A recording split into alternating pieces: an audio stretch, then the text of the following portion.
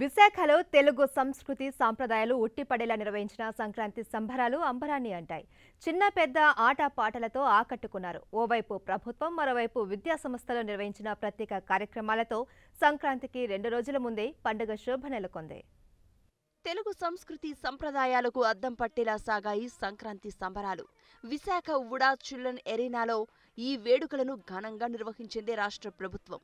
విశాఖ జిల్లా కలెక్టర్ ప్రవీణ్ కుమార్ ప్రారంభించిన సంక్రాంతి వేడుకల్లో డూడు బస్వన్న, థింస, తప్పెటగుళ్ళు, భోగిమంట పాటలు, యువత నృత్యాలు ఆద్యంతం అలరించాయి.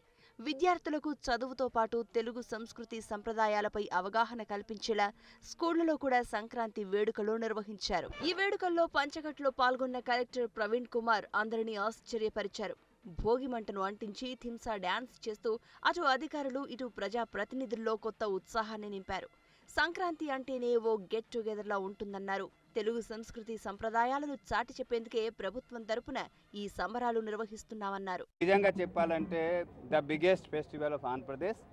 ఇప్పుడు ఈ పండుగలో రాష్ట్ర ప్రభుత్వం కూడా ప్రత్యేకంగా ఏ స్పిరిట్తో జరగాలి, ఏ విధంగా జరగాలి ఆ ఉద్దేశంతో ఈ రాష్ట్ర ప్రభుత్వం కూడా ఒక స్టేట్ ఫెస్టివల్గా జిల్లా స్థాయిలో, మండల స్థాయిలో జరుపుకోవడానికి ఆదేశించడం జరిగింది.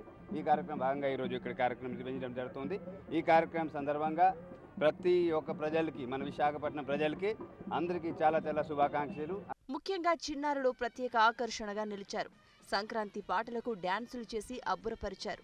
హరిదాసు వేషధారణలు, చిన్నారుల నృత్యాలు, రంగవల్లులతో పాఠశాలలో పండగ సందడి సంతరించుకుంది. తరించిపోతున్న సంస్కృతి సంప్రదాయాలు భావితరాలకు తెలియాలంటే ప్రతి పాఠశాలలోనూ ఈ వేడుకలు జరపాలని ఉపాధ్యాయులు కోరుతున్నారు. మొత్తానికి సంబరాల సంక్రాంతి చిన్న పెద్ద అందరి ముఖాల్లో సంతోషాల వెలుగును నింపింది.